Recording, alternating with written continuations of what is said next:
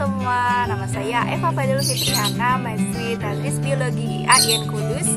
Kali ini saya akan mengajak teman-teman untuk berkunjung di salah satu kebun petani hortikultura yang berada di Desa Kedungdowo, Kecamatan Kaliwungu, Kabupaten Kudus. Nah, langsung saja ya kita simak video berikut ini. Assalamualaikum, halo semua. Kali ini saya sedang berada di kebun. Wah. Indonesia merupakan negara agraris dengan sebagian besar penduduknya bekerja di sektor pertanian yang tentunya menggantungkan hidupnya pada lahan pertanian. Luas daratan yang dimiliki Indonesia kurang lebih 190,9 juta hektar. Seluas 70,8 hektar atau 37,1%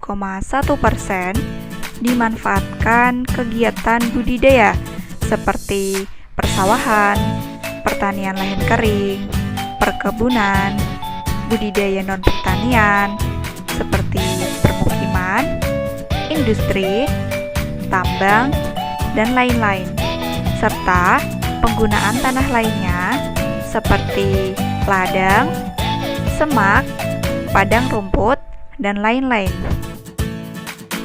Nah, di sini saya menjumpai beberapa sayuran semusim di mana hanya dapat panen sekali, habis itu mati deh. Nah, kira-kira apa aja ya yang ada di sini? Yuk kita lihat.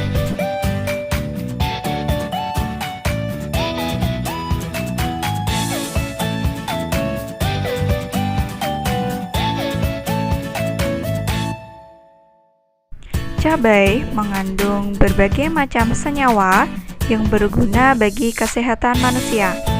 Cabai mengandung antioksidan yang berfungsi untuk menjaga tubuh dari serangan radikal bebas. Kandungan terbesar antioksidan ini adalah pada cabai hijau. Cabai juga mengandung asparaginase dan capsaicin yang berperan sebagai zat anti kanker. Meskipun banyak manfaatnya, bukan berarti kita bisa seenaknya saja memakannya ya teman-teman. Tetap mengonsumsi secukupnya agar terhindar dari nyeri lambung. Indonesia dikenal sebagai masyarakat yang menggemari rasa pedas. Kebutuhan cabai melonjak ketika menjelang hari raya keagamaan. Selain itu, produksi tanaman cabai dipengaruhi musim yang membuat pemasokannya tidak stabil dan membuat harga cabai di pasaran relatif mahal. Walau demikian, cabai menjadi tanaman yang banyak dipilih petani karena dianggap masih menguntungkan jika dibanding komoditas sayuran lainnya. Selanjutnya ada kacang panjang atau kacang lanjaran. Kacang panjang mengandung protein cukup tinggi dan vitamin B. Daun yang masih muda dapat dimanfaatkan sebagai sayuran hijau. Daun kacang panjang mengandung gizi yang tinggi, terutama vitamin A. Dengan menanam kacang-kacangan dapat meningkatkan kesuburan tanah karena akar kacang-kacangan bersimbiosis dengan bakteri Rhizobium yang dapat mengikat nitrogen dari udara. Nitrogen ini dapat memperbaiki kesuburan tanah sehingga yang mulai berkurang kesuburannya dapat diperbaiki dan ditanam kembali. Yang ketiga ada mentimun. Nah, pastinya teman-teman tidak asing lagi ya dengan sayuran yang satu ini. Mentimun berasal dari dataran tinggi Himalaya dan saat ini budidayanya meluas di wilayah tropis dan subtropis. Mentimun memiliki nilai gizi yang cukup baik sebagai sumber mineral dan vitamin. Mentimun bagus sekali dalam perawatan kulit karena kandungan air yang cukup tinggi, vitamin A, B, C, serta mineralnya. Selain itu, mentimun dipercaya dapat menurunkan tekanan darah tinggi.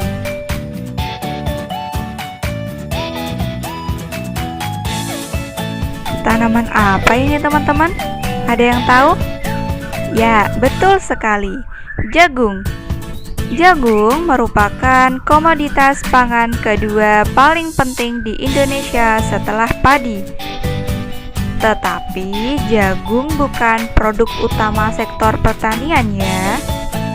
Nah, kira-kira ada yang tahu nggak ya kalau karbohidrat yang ada di jagung dengan beras ini lebih tinggian mana kira-kira? Ada yang tahu? Oke, aku bantu jawab ya. Jagung mempunyai kandungan karbohidrat yang lebih rendah, tapi kandungan proteinnya lebih tinggi ya dibandingkan dengan beras. Jagung-jagung ini adalah salah satu tanaman pangan yang menjadi unggulan di daerah Jawa Tengah loh. Karena lebih cepat dalam proses panennya, sehingga para petani memilih jagung daripada padi. Selanjutnya, tanaman yang keberapa ya ini? 1, 2, 3. Yang kelima. Yang kelima ada tomat. Selain nikmat dijadikan jus buah segar, tomat menjadi olahan masakan ya, seperti saus tomat. Buah tomat mengandung vitamin A, C, besi, serta serat dan potasium yang dapat membantu penyerapan makanan dalam pencernaan dan menurunkan tekanan darah tinggi. Tomat mengandung antioksidan berupa likopen yang dapat membantu memerangi efek radikal bebas penyebab kanker. Tomat juga memiliki kandungan antioksidan lain seperti polifenol, naringenin, dan chlorogenic acid.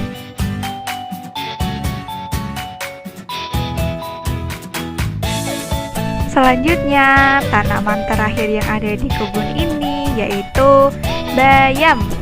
Nah, pastinya sudah tidak asing lagi ya, karena hampir tiap hari loh kita memasak sayuran ini. Bayam mengandung mineral tinggi yaitu zat besi, karoten, dan sumber vitamin C serta kalium.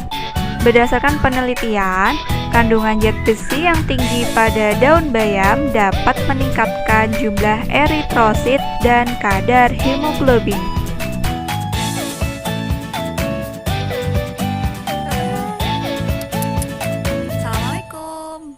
Oke, video tadi hanyalah contoh dari beberapa sayuran yang sering ditanam para petani ya teman-teman, dan khususnya yang berada di dekat lingkungan saya yaitu di Desa Kediri.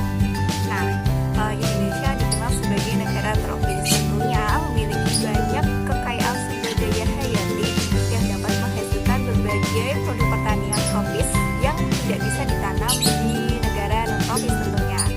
Nah, di sini terdapat ciri khas yang ada di negara tropis yaitu pada sayuran dan buah-buahan. Namun permasalahan yang sering dialami komoditas hortikultura yaitu yang pertama cepat busuk, bisa juga karena rusak dan susut besar. Nah, akibatnya menimbulkan resiko fisik dan harga pun menjadi tidak stabil. Permasalahan pokok pengembangan hortikultura adalah belum terwujudnya ragam kualitas, kesinambungan pasokan, dan kuantitas yang sesuai dengan permintaan pasar. Permasalahan tersebut tampak nyata pada produk hortikultura untuk tujuan besar pasar konsumen institusi dan ekspor. Permasalahan ini disebabkan karena kurangnya penguasaan teknologi, baik dari pembibitan, budidaya, ataupun penanganan pasca panen, dan kurangnya koordinasi antar pelaku agribisnis. Nah, hal ini mengakibatkan struktur kelembagaan agribisnis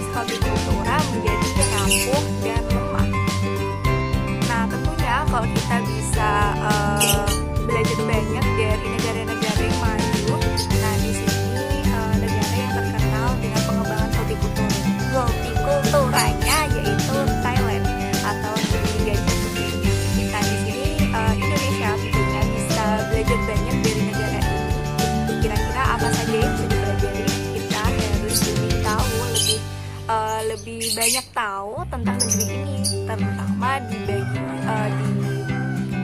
bagian pengembangan hortikulturanya.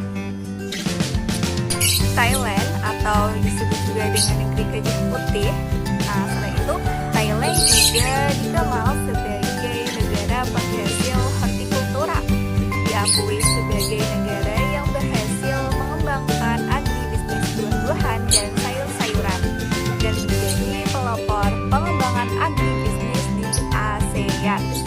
Nah, perkembangan ini didukung dengan komitmen dari semua pihak yang kompeten untuk mewujudkan sistem agribisnis Thailand yang tangguh dan kompetitif, baik di pasar domestik atau regional maupun di pasar internasional.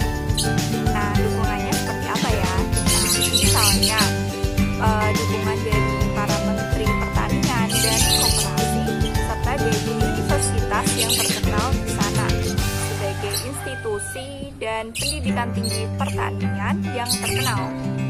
Nah, terutama dalam melakukan terobosan riset, rekayasa pertanian dan bioteknologi. Demikian pula dukungan dari lembaga keuangan dan pembiayaan seperti BIC melalui pembiayaan dengan kredit berbunga yang rendah. Nah, hal ini dimaksudkan untuk menurunkan biaya produksi. Akhirnya harga produksi menjadi lebih rendah dan kompetitif di pasar domestik pun dan di pasar internasional pun lebih bagus. Hal ini menunjukkan bahwa ekspor produk agribisnis Thailand merupakan hasil kerja keras dari semua pihak dan dilakukan secara bertahun-tahun ya, tidak singkat gitu.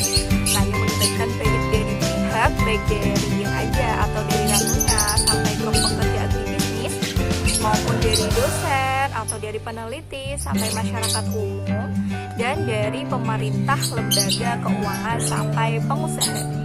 Bagi Indonesia umumnya di Jawa Tengah khususnya berkaitan dengan kisah sukses dari Thailand ini dapat kita jadikan pelajaran, dapat kita jadikan yang positif untuk menjadi inspirasi kita, pelajaran dan pertimbangan dalam perencanaan dan pelaksanaan pengembangan agribisnis hortikultura yang berorientasi pada pasar global sehingga kinerja usaha hortikultura dalam hal pemasaran produk hortikultura dapat ditingkatkan. Peningkatan kerja pemasaran tersebut diharapkan akan mendorong Indonesia dan Jawa Tengah yang selanjutnya akan berdampak positif terhadap peningkatan kesejahteraan masyarakat, khususnya petani kecil hortikultura. Oke, sekian video kali ini tentang potensi usaha hortikultura di Jawa Tengah. Indonesia bisa kok menyusul agribisnis hortikultura di Thailand.